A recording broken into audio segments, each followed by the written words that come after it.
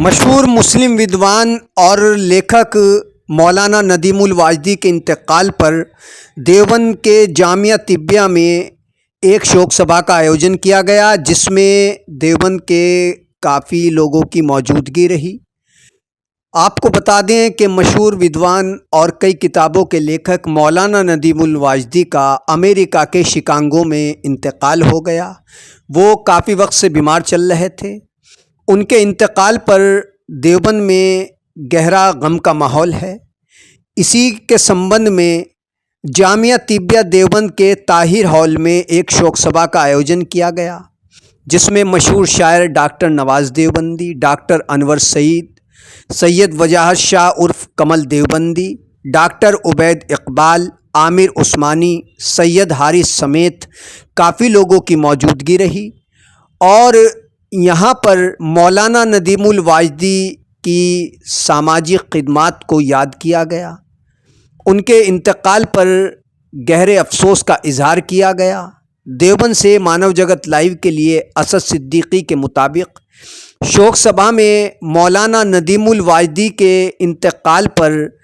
گہرا شوق ویکت کرتے ہوئے ان کے جیون پر پرکاش ڈالا گیا۔ آج یہ جو تعزیتی میٹنگ کا اہتمام کیا گیا ہے اس شخص کے سے متعلق، تو آپ حضرات کے سامنے سبھی لوگوں نے اپنے جذبات کا اظہار کیا، اپنے احساسات کا۔ میں قطعاً اس وقت میرے احساس، میرے جذبات گوارا نہیں کر رہے ہیں کہ میں ان کے بارے میں کچھ بولوں۔ جیسے رہا خلیل صاحب سے ان کا تعلق تھا، ان کے بہانہ داماد تھے مولانا ندیم الواجدی صاحب۔ مولانا عارف صاحب، مولانا باسط صاحب میرے خالہ صاحب بھائی ہیں، ان کے بھی بہنوئی تھے، میرے بہنوئی بھی تھے، اور چونکہ میری شادی میری خالہ کے یہاں ہوئی تو میرا دو رشتے تھے، ساڑو بھی تھے۔ حالانکہ عمر کا اگر دیکھا جائے تقریباً 25 سال کا ان کا اور میرے بیچ کا فرق رہا، اس سے 25 یا 26 سال وہ بڑے رہے ہیں۔ بہرحال بڑا افسوس کا مقام ہے، اور ان کے بارے میں کچھ بھی کہنا جو ان کی شخصیت تھی الفاظ نہیں ہے، اس کو الفاظ کے سانچے میں پرویا نہیں جا سکتا۔ رات کانپور سے واپسی ہو رہی تھی، 10 دن سے یہ سلسلہ چل رہا تھا۔ یہ تو آپ کو معلوم ہی ہو گیا، خاص طور پر طلباء و طالبات کو، جو شہر سے جو یہاں تشریف لائے ان کو سب سے ان کا ذاتی تعلق بھی تھا، رشتہ بھی تھا، تو سب جانتے ہیں۔ لیکن چونکہ تعزیتی میٹنگ ہے ان کے بارے میں ہے اور کالج میں رکھی گئی ہے، تو اس لیے طلباء و طالبات کو بتانا اور اسٹاف کو اس لیے ضروری ہے کہ میں نے بتایا میری معمولات بہن جو ننیالی ہماری سب سے بڑی بہن ہے، عفت سلیم، ان سے منسوب تھے مولانا ندیم الواجدی صاحب۔ میری ننیال دیوبند کی ہی ہے،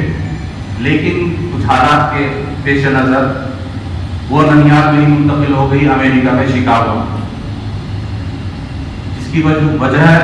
یا وجوہات کہیں گے جو بھی کچھ کہیں گے، میرے نانا کا انتقال وہیں پر ہوا۔ میرے ماموں قاری عبداللہ سلیم صاحب جو دارالعلوم میں قرات کا سبق پڑھاتے تھے، وہ امریکہ میں مقیم ہیں۔ علی ہیں، تقریباً 85 سال کی عمر ان کی ہو گئی، لیکن بہت ہمت ہے، بہت حادثات ان کے ساتھ آئے۔ بہرحال حیات میں اللہ تعالیٰ ان کو ان کا سایہ ہمارے اوپر رکھے۔ مولانا ندیم الواجدی کا جیسے قاری واقف صاحب نے، مفتی عارف صاحب نے ان کے بارے میں بتایا، میرا بھی جو تعلق ہے، چونکہ عمر کا تو ان کا بہت میرے اور ان کی عمر میں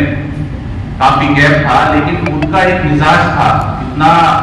بڑے عالم ہونے کے باوجود، اتنی تصانیف کے مصنف ہونے کے باوجود قرآن کی تفسیر لکھنا، تقریباً 80,000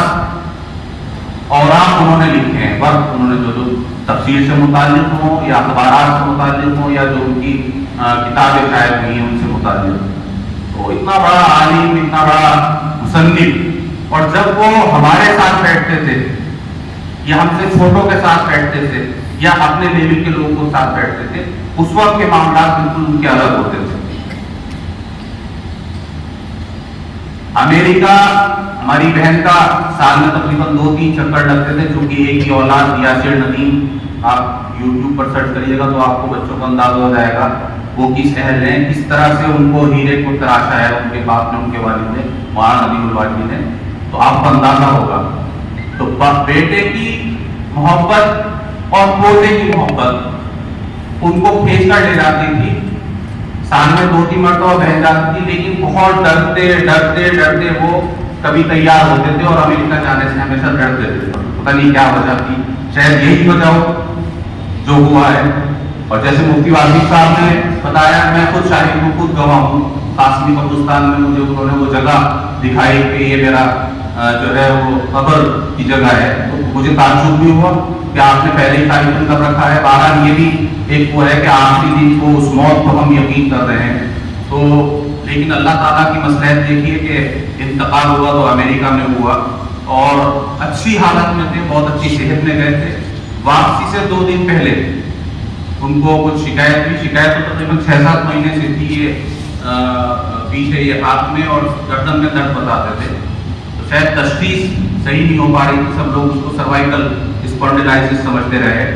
और चूंकि ये कार्डियक अरेस्ट की एक पहचान होती है कि जब कभी कार्डियक अरेस्ट होने वाला होता है, जो भी उसका वक्त हो, उससे पहले ये कंधे में, मोढे में, हाथ में ये सब दर्द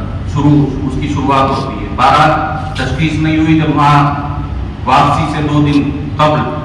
कोई दर्द की शिद्दत ज़्यादा हुई और उनको अस्पताल में भर्ती कराया गया। अमेरिका मैं समझता हूँ दुनिया में जैसे तरक्यात के हिसाब से देखा जाए, मेडिकल पॉइंट ऑफ व्यू से देखा जाए, तो उससे बड़ा कोई मुल्क समझा नहीं जाता। लेकिन शायद कहीं ना कहीं जो ऑपरेशन हुआ और डॉक्टरों की क्या उसमें लापरवाही कहे या क्या कहें,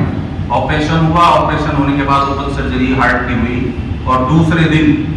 जो है वो इंटरनल कुछ ब्लीडिंग हुई, फिर दोबारा सर्जरी हुई, फिर कोई डिवाइस उन्होंने लगाई तो वो सही लग नहीं पाई, उस डिवाइस के ना लगने से अगले दिन 25 मिनट कल की हार्ट की हरकत बंद हुई, दूसरे दिन 3 मिनट के लिए बंद हुई, तो डॉक्टर खुद समझ नहीं पा रहे थे कि इसके पीछे वो क्या वजह है। बहरहाल वो फिर उनके समझ में आया कि जो डिवाइस हमने लगाई है उसकी वजह से, गलत लगने की वजह से तो ये सब हो रहा है, तो उन्होंने फिर उस डिवाइस को सही किया। लेकिन चूंकि 70 साल की उम्र उनकी हुई, हालांकि सेहतमंद थे, अच्छे खासे थे, देखने में भी वैसे भी कभी लगता नहीं था कि ये उम्र है उनकी, तो जिस्म पर जो उसका असर हुआ होगा, जो कमजोरी हुई होगी, जो ब्लीडिंग हुई होगी, उसका नतीजा, और वक्त मुतय्यन था, उस जगह मुतय्यन था, वहाँ से मिट्टी उनकी उठाई गई जहाँ से उनको बनाया गया। ये तो सबका यकीन है कि जहाँ से मिट्टी उठाई जाती है, अल्लाह ने जहाँ से मिट्टी